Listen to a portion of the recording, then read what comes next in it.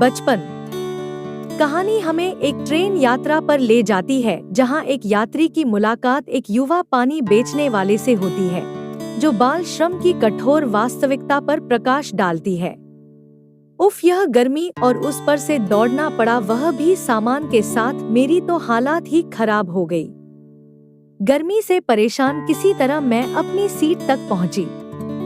आज ट्रेन पकड़ने के लिए जिस तरह से दौड़ी, अगर इस तरह से मैराथन में दौड़ लगाती तो पक्का मैराथन जीत जाती।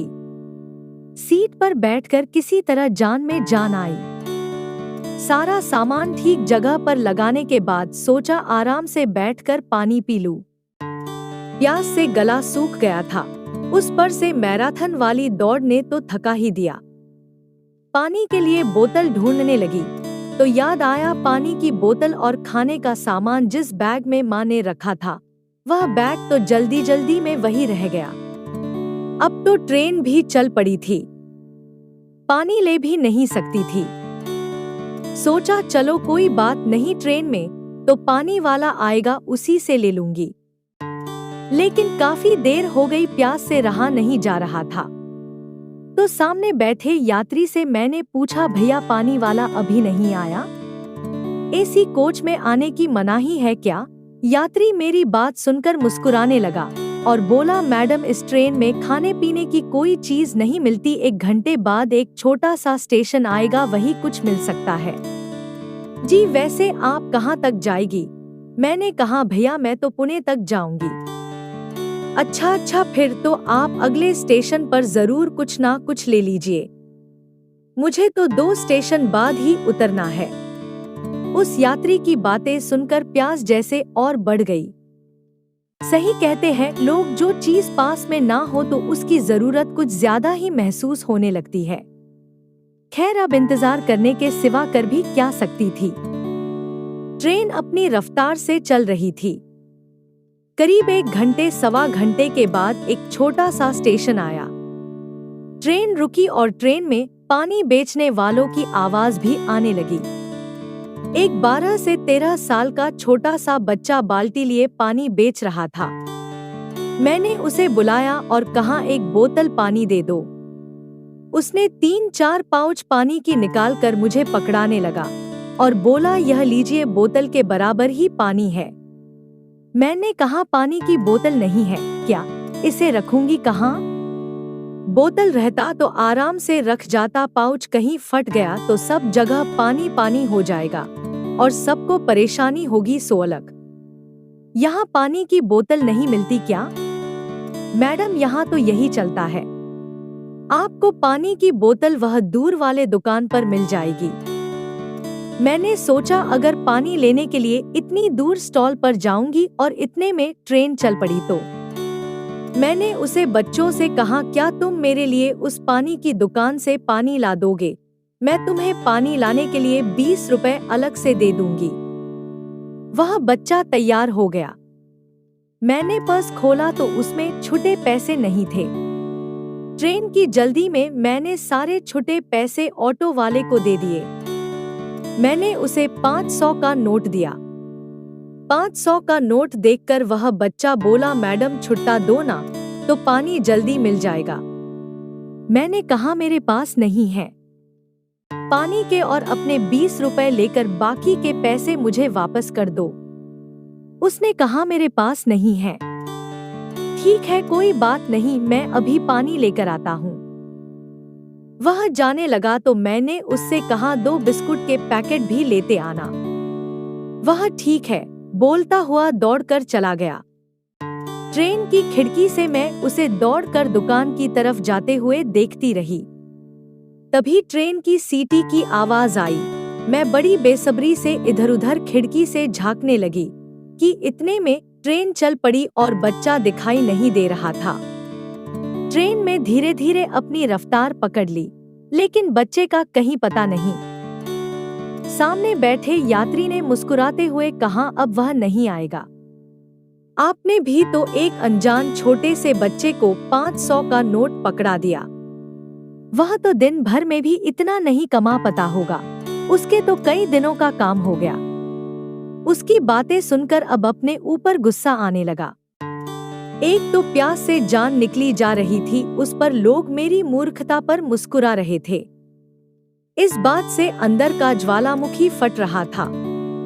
सही कहते हैं, यह लोग कभी भी नहीं सुधरेंगे। थोड़े से पैसों के लिए कभी भी कुछ भी कर सकते हैं, किसी को भी धोखा दे सकते हैं। यह तो अभी इतना छोटा सा है, तब यह हाल है, बड़ा होकर पता नहीं क्या करेगा। ऐसे लोग ही चोलुटेरे बनते हैं। मैं मन ही मन उस पर गालियों की बौछार करती और उसे कोसती बैठी रही। कभी सोच रही थी कि वही पाउच का पानी एक बार पी लेती तो क्या होता। फिर माँ पर गुस्सा आने लगा कि नाहक ही आने के समय इतना रोती है कि उसके चक्कर में देर हो गई और जल्दबाजी में पानी का बैग वही छूट गया। तभी वह बच्चा पसीने से भीगा, एक हाथ में पानी की बोतल और एक हाथ में बिस्कुट के 2 पैकेट लिए हांफता हुआ सामने खड़ा हो गया। उसे देखकर मैं हैरान रह गई। मैंने पूछा, ट्रेन तो चल पड़ी थी, तुम कैसे चढ़े? उसने कहा, मैं दौड़ का ट्रेन के आखिरी डिब्बे में चढ़ गया था, वहीं से आपको ढूंढता हुआ आ रहा था। मैंने तो बस यही देखा था कि आप एसी कोच में हो, आपका कोच का नंबर और सीट तो देखना ही भूल गया था। माफ कीजिए, इसलिए आपको ढूंढने में देर हो गई। यह लीजिए आपका सामान और यह बाकी के पैसे। उस बच्चे ने सच में बिस्कुट और पानी के 50 काटकर बाकी के 450 मेरे हाथ में रख दिए। मैंने कहा, लेकिन तुम वापस कैसे जाओगे? ट्रेन तो चल पड़ी है। तो उसने कहा, आप परेशान मत होइए, मैं अगले स्टेशन पर उतर जाऊंगा और उधर से जो ट्रेन इधर आ रही होगी उसमें चढ़ जाऊंगा। मैंने पूछा, तुम्हारा कपड़ों को क्या हो गया? अभी तो ठीक थे, यह फैट कैसे गए? जी, वह ट्रेन पर चढ़ने के समय गिर गया था, इसलिए थोड़ा सा फट गया है। तुम्हारी पानी की बाल्टी कहाँ है? वह मैं माँ के पास रख आया था। वह स्टेशन पर वही दुकान के पास मूंगफली बेचती है।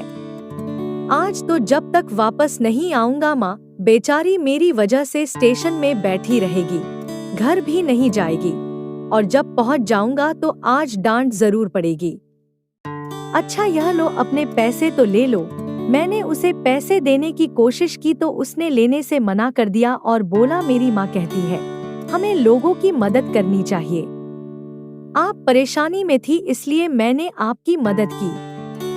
किसी की मदद करने के लिए कोई पैसे थोड़ी ना लेते हैं, लेकिन मेरी वजह से तुम्हारी शर्ट तो फट गई ना, इसके लिए ही ले लो। वह बोला, नहीं, आपको नहीं पता, मेरी माँ के हाथों में जादू है, वह 2 मिनट में अपने सुई धागे से इसे ठीक कर देगी। अच्छा, तुम पढ़ने क्यों नहीं जाते? मैंने पूछा।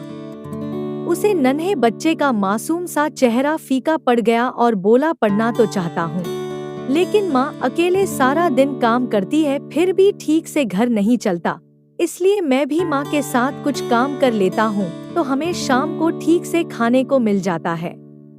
अच्छा, अब मैं जाता हूँ, स्टेशन आने वाला है। वह छोटा सा बच्चा बिना कुछ सुने ही जैसे हवा की तरह गायब हो गया। मैं सोचने लगी कि मेरी वजह से बेचारे को आज घर वापस जाने में इतनी देर होगी, उसकी माँ को भी कितनी परेशानी होगी। एक मैं हूँ जो अभी थोड़ी देर पहले ही 500 के लिए उसे कितना कोस रही थी। सच्ची कहा जाता है, बचपन की सीख को हम बड़े होने पर भूल जाते हैं। हमने भी तो अपने बचपन में यही सीखा था कि लोगों की मदद करनी चाहिए, लेकिन बचपन की वह सीख ना जाने कहाँ चली जाती है। आज वह बच्चा जो परिवार की और रोटी की जिम्मेदारियां में अपना बचपन भूल गया है, उसने जीवन में एक सीख जरूर दे दी। आज हमारे देश में बाल श्रम के लिए न जाने कितने ही कानून बनाए गए हैं, न जाने कितने ही योजनाएं चलाई जाती है, लेकिन इस बच्चे को देखकर ऐसा लगा जैसे जमीनी हकीकत कुछ और ही है। हमें सच में इस दिशा में कार्य करने की जरूरत है, जिससे इन जैसे मासूमों का बचपन जो रोटी कमाने की बोझ के तले दबा हुआ है, उन्हें लौटाया जा सके।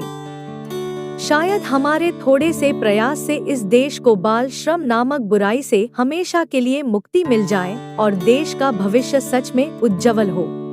ऐसे और हिंदी स्टोरीज के लिए चैनल को लाइक शेयर और सब्सक्राइब कीजिए। धन्यवाद।